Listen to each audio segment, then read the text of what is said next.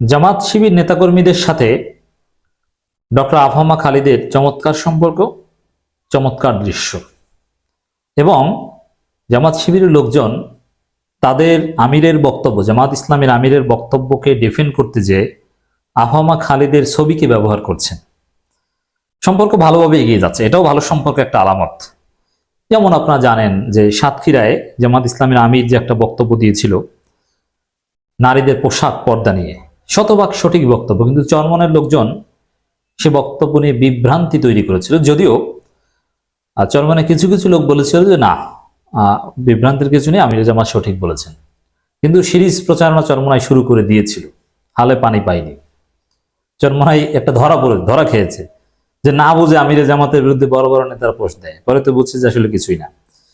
তো এটার জবাব দিতে গিয়ে ডক্টর আফহামা খালিদ সাহেব কোন একজন নারী কূটনীতিকের সাথে বৈঠক করছেন, তার চেহারার দিকে তাকিয়ে এটা প্রচার করেন। এখন ডক্টর আফহামা খালিদ সাহেব তো চরমনাইয়ের নেতা, এবং এটাও একটা আপত্তিকর যে চরমনাইয়ের পদে থেকে তাকে উপদেষ্টা বানানো হয়েছে। এটা একটা দৃষ্টিকটু যে দলীয় একজন লোককে উপদেষ্টা বানানো হলো, অথচ এটা অন্তর্বর্তীকালীন সরকার, দ্যাট মিনস নিরপেক্ষ সরকার। যাই হোক, সেই ডিবেট পুরানো, সেটা পুরনো আলোচনা। কিন্তু যেভাবে না কেন, চরমনাই হলো ডক্টর আফহামা খালিদ সাহেবের সাথে জামাতের সম্পর্ক আগে থেকেই ভালো। জামাতের প্রতিষ্ঠানে ডক্টর আফহামা খালিদ সাহেব কাজ করেছেন। জামাত ইসলামের পত্রিকায় তিনি লিখেছেন, জামাত সাদরে গ্রহণ করেছে, তাকে কাভারেজ দিয়েছে। জামাত নেতাদের সাথে চরমনাই জামাত যখন মারাত্মক খারাপ সম্পর্ক, তখনও জামাতের নেতাদের সাথে ডক্টর আফহামা খালিদ সাহেব ভালো সম্পর্ক রাখতেন।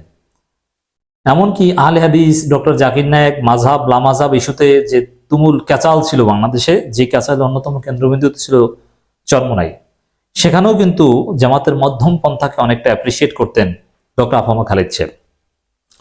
যার ফলে অন্যান্য ইন্টারেকশনও জেচ্চার শারীরিক অঙ্গভঙ্গিমা বা ইত্যাদি ইত্যাদি দেখলে এটা প্রমাণিত হয় যে না, ডক্টর আফহামা খালিদ সাহেবের সাথে জামাত শিবিরের সম্পর্ক পুরনো এবং ভালো। ডক্টর আফহামা খালিদের বিরুদ্ধে আমাদের সমালোচনা আছে, থাকবে। বাউফল ফাউন্ডেশন কর্তৃক গণ অভ্যুত্থানে শহীদ পরিবার, গুণীজন, কৃতি ও শিক্ষার্থীদের কৃতি শিক্ষার্থী সংবর্ধনা দেওয়া হচ্ছে। এটা জামাতপন্থীদের একটা সংগঠন, ডক্টর শফিকুল ইসলাম মাসুদের সংগঠন। সেখানে জামাত শিবির নেতাকর্মীদের সাথে একেবারে হাসি মুখে ছবি তুলেছেন, উপস্থিত হয়েছেন, এবং একটা ভালো সম্পর্ক, কোলাকুলি, জড়িয়ে ধরা ডক্টর শফিকুল ইসলাম মাসুদকে, এটা আমরা দেখেছি ডক্টর আফহামা খালিদ সাহেবের। এটা সত্যি চমৎকার দৃশ্য। চরমনাইয়ের সব নেতাদের সাথে যদি জামাতের এভাবে ভালো সম্পর্ক থাকতো, তাহলে আমাদের ধর্মীয় অঙ্গনের যে ক্যাচাল, যে ফেতনা, এটা অনেকটাই হ্রাস পেত বলে আমরা মনে করি। অন্তর্বর্তীকালীন সরকার নির্বাচনের পথে হাঁটছে, ধর্ম উপদেষ্টা এই বক্তব্য দিয়েছেন জামাত নেতাদের পাশে বসিয়ে জামাতের প্রোগ্রামে এসে। গণমাধ্যমগুলো এভাবেই এই অনুষ্ঠান প্রচার করেছে যে জামাতের প্রোগ্রামে ডক্টর আফহামা খালিদের বক্তব্য। যদিও এই বক্তব্যের সমালোচনা আমরা করেছি, আগেই আলাদা আলোচনা করেছি, যে অন্তর্বর্তীকালীন সরকার নির্বাচনের পথে হাঁটছে, ইসির গ্রিন সিগন্যাল পেলেই নির্বাচনের তারিখ ঘোষণা, এটা আগ বাড়িয়ে তিনি বলেছেন। এটা এভাবে বলা তার পক্ষে সম্ভব নয়। গত কয়েকদিন আগে রাজধানীর institute of diploma engineers Bangladesh IDEB-তে বাউফল ফাউন্ডেশন কর্তৃক জুলাই আগস্ট গণঅভ্যুত্থানের শহীদ, গুণীজন, কৃতি শিক্ষার্থীদের সংবর্ধনা অনুষ্ঠানে প্রধান অতিথির বক্তব্যে তিনি এসব কথা বলেন। Bauphal foundation chairman doctor Shafiqul Islam Masud সংবর্ধনা অনুষ্ঠানে সভাপতিত্ব করেন। এটা একটা সুন্দর একটা জায়গা যে ডক্টর শফিকুল ইসলাম মাসুদ এই বাউফল ফাউন্ডেশনের মাধ্যমে সুন্দরভাবে কাজ করে যাচ্ছেন, এবং সেখানে এই বিশিষ্ট জনদের এখানে আনতে পারছে, সরকারের উপদেষ্টাকে এনে প্রধান অতিথি করছেন। এটা জামাতের কার্যক্রমের জন্য একটা মডেল। জামাতের এরকম বিভিন্ন জামাত সাপোর্টিভ বিভিন্ন প্রতিষ্ঠান থাকা দরকার, বিভিন্ন ফাউন্ডেশন, যার মাধ্যমে বিভিন্ন সমাজ কল্যাণমূলক কাজ করবে রাজনৈতিক পরিচয় ছাড়া। এর অনেক সুফল আছে। এই পরামর্শ আমি বলেছিলাম, বাউফল ফাউন্ডেশনের মতো এই টাইপের একটা ফাউন্ডেশন বাংলাদেশের সবগুলো উপজেলায় থাকা দরকার। ধর্ম উপদেষ্টাপনের সাম্প্রতিক সময়ে একটি গোষ্ঠী রাষ্ট্রের শান্তি শৃঙ্খলা বিনষ্টের চক্রান্ত করছে। তাদের কোনো চক্রান্ত সরকার সফল হতে দিবে না। যারা রাষ্ট্রের শান্তি শৃঙ্খলা নষ্ট করতে চায় তাদের কোনো ছাড় দেওয়া হবে না।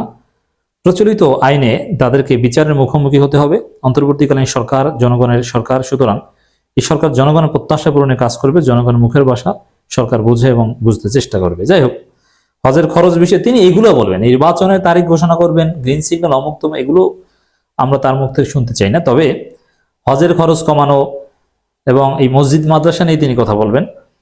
হজের খরচ প্রসঙ্গে তিনি বলেন, অনেকেই বলছে ভারত, পাকিস্তান, নেপাল বা অন্যান্য রাষ্ট্রে হজের খরচ কম, কারণ তারা হাজিদের মক্কা মদিনা থেকে 8 কিলোমিটার, অনেক ক্ষেত্রে এর চেয়েও বেশি দূরত্বে রাখে। আমরা হাজিদেরকে 2-3 কিলোমিটার দূরত্বের মধ্যে রাখি এবং রাখবো।